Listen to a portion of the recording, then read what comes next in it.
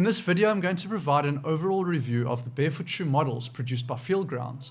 I'm also going to cut open a pair of the original barefoot shoes, which I've worn for more than a year, to see exactly how they are constructed and to show you how they handle wear and tear over time.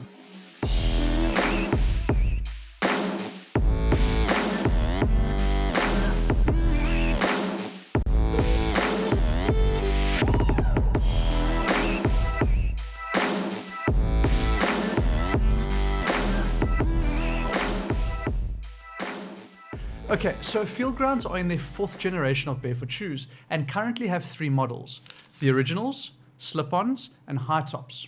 All 3 models have exactly the same sole, which is made from a 5mm thick mold of thermoplastic rubber.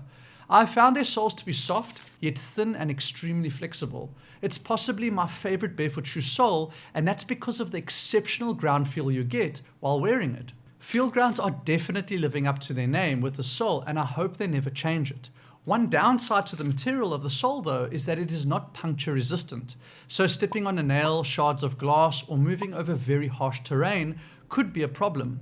Even though I've never had any issue in this regard, it may be important to some people that I mention this. FEELGROUNDS construct the upper material of their shoes out of recycled polyester plastic, but use 2 different designs for 2 out of their 3 models for added variety and feature sets. The first is this extremely breathable mesh design. What I like about this fabric is that it ages really well. You can see no creases in the forefoot area despite this pair being the oldest ones I have. This mesh design is also pretty cooling due to its big air pockets, which is why I like wearing this variation of the fabric in the summer months. The second fabric that FEELGROUNDS uses in the upper of their shoes is this newer knit weave, which supposedly features a slight water repellency to keep the feet drier in the winter. However, I tested this feature on a brand new pair and I wasn't that impressed. The water seeped through the top pretty easily. Nevertheless, they do recommend buying an additional waterproofing shoe spray, which is supposed to work well with the knit weave. What I should also mention about the knit weave fabric is that it is thicker and warmer than their mesh material, so I wouldn't recommend wearing this variant in hot weather. It is better suited to moderate or colder climates. Looks-wise, I feel that the knit weave is a little more premium looking than the mesh design. But all in all, I think it's great that FEELGROUNDS now offer the options of 2 fabrics. Personally, I'll continue using the mesh variants of their models in the summer and the knit weave versions in the winter months. Now, before we take a pair of my originals apart to see exactly how they're constructed and how they hold up to 18 months or so of use, I just want to quickly talk about the overall design qualities of FEELGROUNDS barefoot shoes.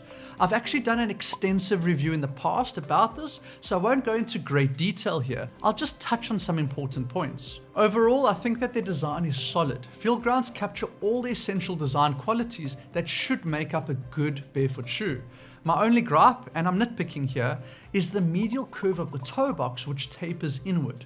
This shape is not a pure barefoot shape.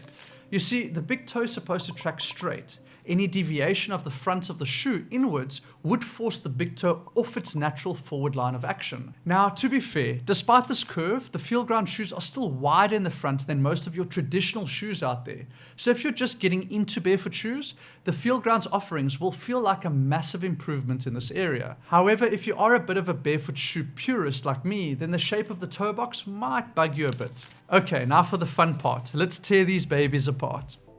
The sole itself has maintained its structures pretty well. You can see that most of the wear and tear is around the forefoot area. Personally, I'm glad it's not around the heel. If you watch our series on barefoot running, which I'll link down below, you'll understand why I say this.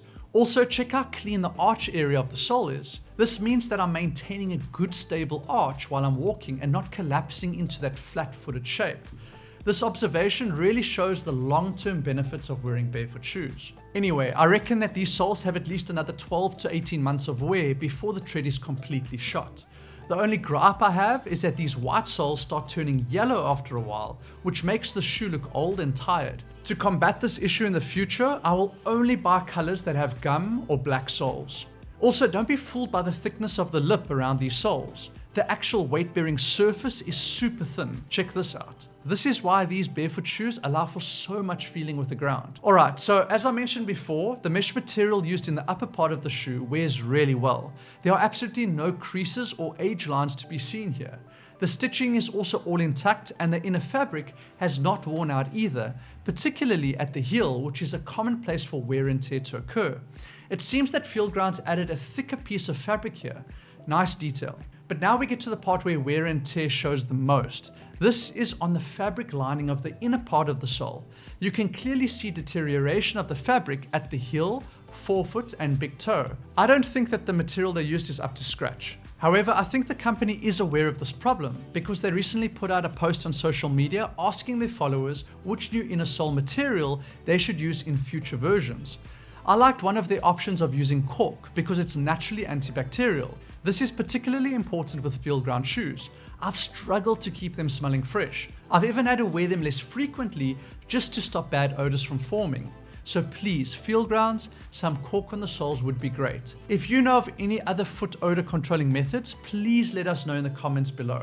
Finally, we need to talk about price. At the time of making this video, the price of the original FEELGROUNDS in the mesh material has dropped by 10 euros to 109 euros, and the newer knit weave variant has taken the place of the earlier price point of 120 euros.